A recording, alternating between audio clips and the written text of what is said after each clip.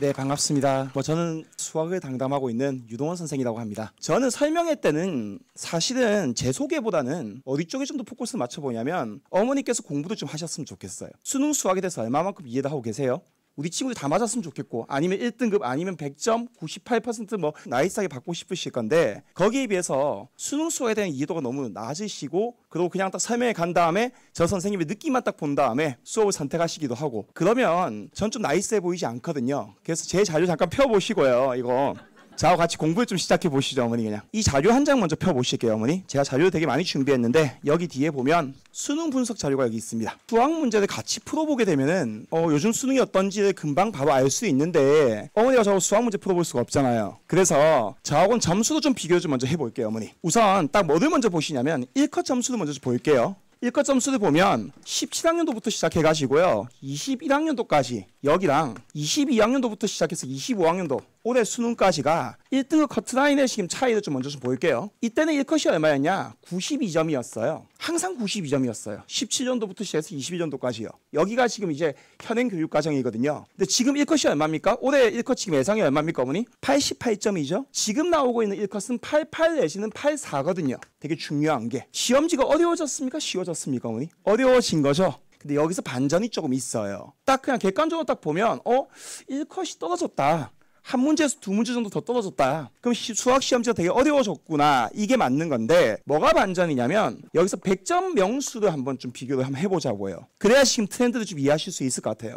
100점 명수가 어떠냐면, 이때 이제 17년도 때는 100점이 133명밖에 안 돼요. 전국 지역에 지금 133명밖에 안 된다고요. 그리고 좀 많았었을 때 몇 명이냐? 한 900명 정도 선이거든요. 우리 상식으로 생각해보면 1컷이 떨어졌으면 100점 명수 어떻게 되는 게 맞습니까, 어머니? 떨어지는 게 맞잖아요. 상식적으로 생각해보면요. 그런데 반대로 어떻냐? 많았었을 때는 2700명이고요. 올해 같은 경우도 한 1200명 정도 추산하고 있거든요, 지금요. 그러면 100점 명수가 적으면 한 1200부터 시작해서 올해 같은 경우는요 2700까지니까 훨씬 많이 늘었죠. 이게 왜 이런지를 먼저 좀 이해를 하셔야지 현재 수능을 좀 이해하실 수 있을 것 같아요.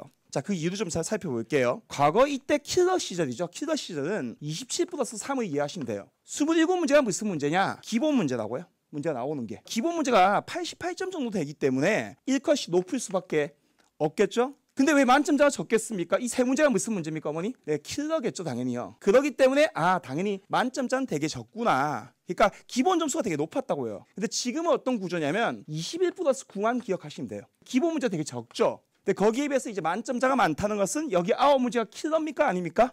네, 킬러가 아니야겠죠. 이게 킬러가 나와버리게 되면은 만점자 숫자가 이렇게 많이 나올 수가 없잖아요. 상식적으로 생각해보면요. 그래서 최상위권 변별력이 굉장히 떨어졌어요, 지금 시험지가. 그래서 이 모든 문제가 당연히 중킬러 문제가 될 수밖에 없는 거다. 지금 시험지가 어떠냐면 오히려 88점 받기는 어려운데 100점 받기는 되게 쉬운 시험지다. 이 말을 이해하실 수 있어야지 지금 현행 수능의 트렌드를 좀 이해하실 수 있을 것 같아요. 여기서 주의사항을 좀 말씀드려 볼게요. 학생도 그렇고 엄마도 그렇고 보통 무슨 생각을 하냐면, 킬러 어려운 문제를 풀게 되면 상대적으로 중킬러 문제는 당연히 풀 수 있는 거 아니냐고 해서 중킬러 문제는 킬러에 포함되는 거 아니냐, 더 어려운 문제 풀었는데 쉬운 문제 못 풀 이유가 뭐가 있냐, 이런 착각을 하는데 아예 시험 범위가 달라요. 킬러는 심화 함수 위주의 출제가 베이스예요. 근데 벌써 평가원 자체에서 뭘 발표했냐, 9문항의 예시 문항을 주면서 이런 문항은 출제하지 않겠다, 너무 사교육 위주의 문항들이기 때문에 출제하지 않겠다라고 발표를 했어요. 그래서 기출문제를 그냥 막연하게 기출모음집 사가지고 풀려보는 것은 되게 의미가 없어요, 지금은요. 중킬러 문제는 도형이라든지 수열이라든지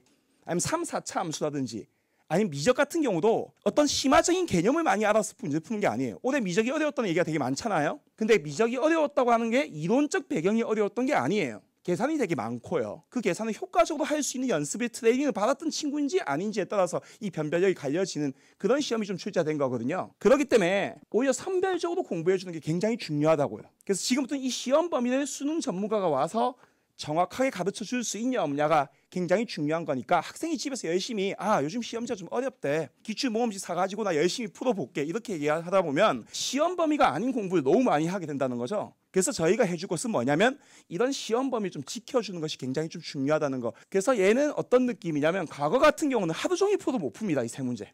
근데 지금 시험은 어떠냐? 집에 와서 학생들이 제일 많이 하는 얘기 있잖아요, 어머니. 너 수학 점수가 왜 이래? 다 맞아야 되는 거 아니니? 너 왜 88점이야? 이렇게 얘기했더니 집에 와서 한다는 얘기가 다시 풀어보니까 별거 없던데? 근데 이제 시험장에 가면 여전히 그 점수는 못 받는 거죠. 과거는 난이도 쪽이었다고 한다면요, 이 시험이 지금은 수학 시험이 속도 쪽이구나. 넌 단위 시간당 얼마만큼 정확하게 풀어낼 수 있는지가 굉장히 좀 중요하겠죠.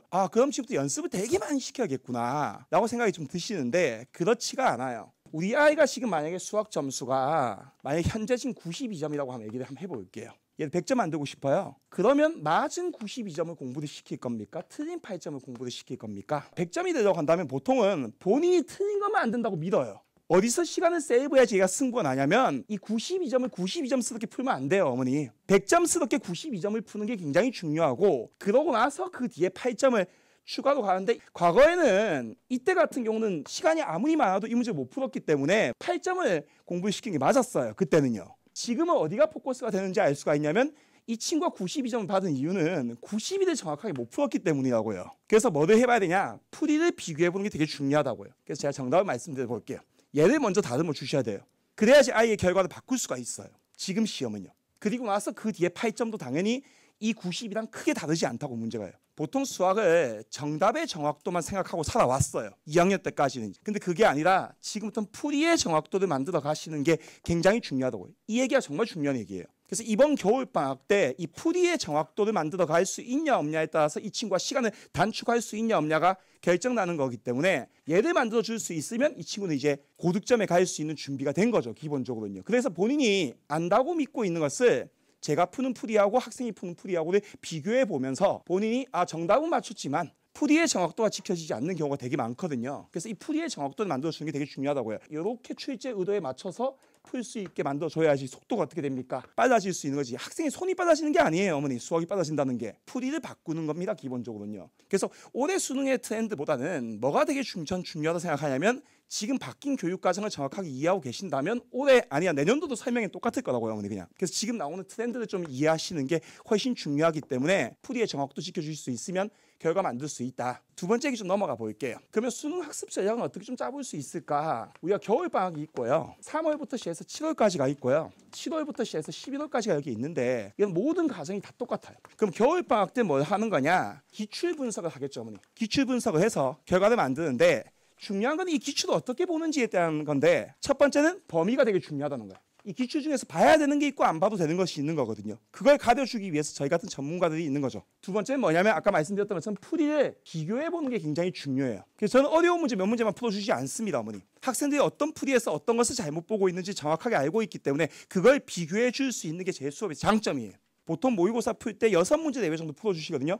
제가 15문제 내외 정도 풀어줬다고요. 본인이 아는 것을 다시 듣는다는 개념이 아니에요. 풀이를 비교해보면서 본인이 맞췄다 생각했던 것이 실제로 알고 보니까 그렇지 않구나. 거기서 뭔가를 얻어가는 거죠. 그래서 얘를 비교할 수 있게 만들어주겠다. 이쪽이 포커스고요. 두 번째는 이제 3월부터 7월달에 전 승부도 봅니다. 왜냐하면 이때가 전 수능이라 생각하거든요. 성공하기 위해서는 이때가 고3이고요. 이때는 N수라고 생각해야지 저는 성공한다고 생각하거든요.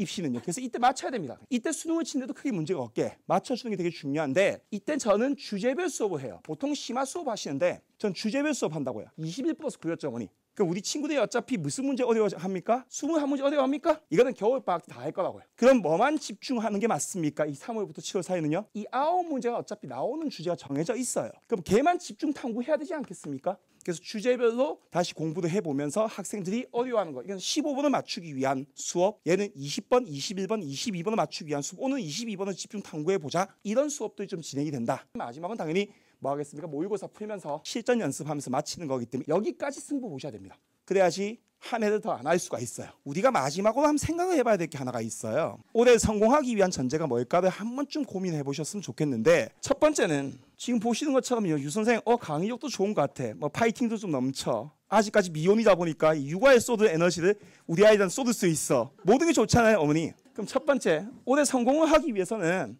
유동원과 같이 하면 되겠다. 다음 두 번째요. 엄마의 지나친 관심요. 맨 마지막은 우리 친구들의 의지요. 어머니 몇 번이 갔어요, 정답이요? 제가 이렇게 열심히 설명했는데요. 빈말이라도 저 1번에 얘기해 주셔야 되는 거 아닙니까? 더 충격적인 게 엄마가 이렇게 설명해도 한 번, 두 번, 세 번 이렇게 열심히 오시면 우리 아이들 의지가 더 떨어집니다. 어머니께서의 포지션은 브로커입니다.